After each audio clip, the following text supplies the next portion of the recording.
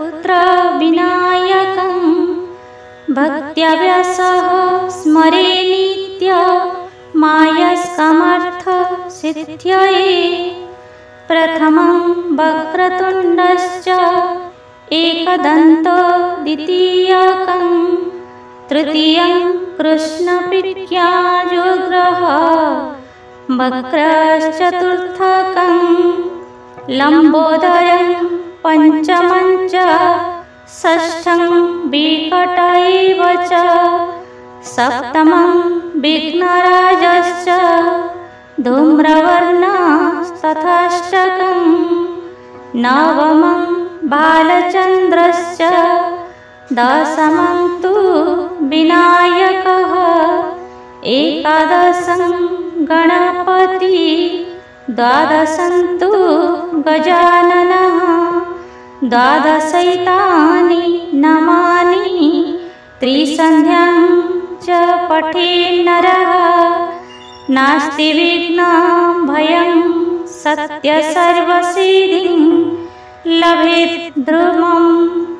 विद्यार्थी लभते विद्यां धनार्थी लभते धनं पुत्रार्थी लभते पुत्रान् मुख्यार्थी लभते गतिं। जपन् गणपतिस्तोत्रं षड्मासैः जलं लभेते संवत्सरेण सिद्धं च लभते नात्र संशयः। अष्टभ्य ब्राह्मणेभ्यश्च लिखित्वा समर्पयेत् तस्य विद्या भवेत् सद्य गणेशस्य प्रसादतः।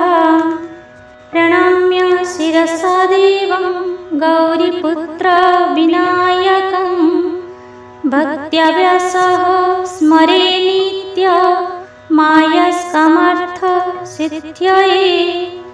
प्रथमं वक्रतुण्डश्च एकदन्तो द्वितीयकं तृतीयं कृष्णप्रीत्याजुग्रः वक्रश्चतुर्थकं लम्बोदरं पञ्चमं च षष्ठं विकट एव च सप्तमं विघ्नराजश्च धूम्रवर्णस्तथाष्टकं नवमं बालचन्द्रश्च दशमं तु विनायकः एकादशं गणपति द्वादशं तु गजाननः द्वादशैतानि नामानि त्रिसन्ध्यां च पठेन्नरः नास्ति विघ्नं भयं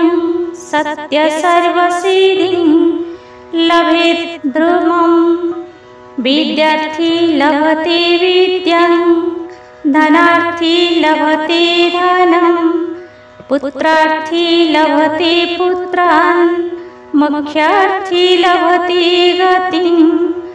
जपन् गणपतिस्तोत्रं षड्मासैः जलं लभेते संवत्सरेण सिद्धं च लभते नात्र संशयः। अष्टभ्य ब्राह्मणेभ्यश्च लिखित्वा समर्पयेत् तस्य विद्या भवेत् सद्य गणेशस्य प्रसादतः।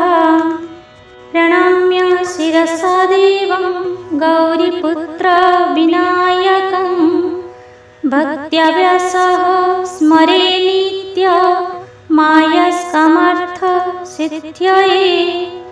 प्रथमं वक्रतुण्डश्च एकदन्तो द्वितीयकं तृतीयं कृष्णप्रीत्याजुग्रः वक्रश्चतुर्थकं लम्बोदरं पञ्चमं च षष्ठं विकट एव च सप्तमं विघ्नराजश्च धूम्रवर्णस्तथाष्टकं नवमं बालचन्द्रश्च दशमं तु विनायकः, एकादशं गणपति, द्वादशं तु गजाननः, द्वादशैतानि नामानि त्रिसन्ध्यां च पठेत् नरः, नास्ति विघ्नं भयं सत्यसर्वसिद्धिं लभेत् ध्रुवम्।